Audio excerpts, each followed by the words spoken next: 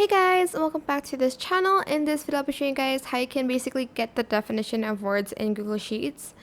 So I have the words here, and to enter the formula, I'm just going to paste it. I already typed it in, but if you're too lazy to type it in, I will put it in the description box down below. I'm just going to paste it.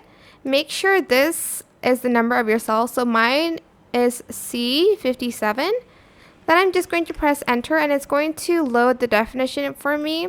Then you're just going to grab this to find out the definition of all of the other words here. And that is pretty much it. I will again put that in the description down below. I hope this tutorial was helpful for you guys.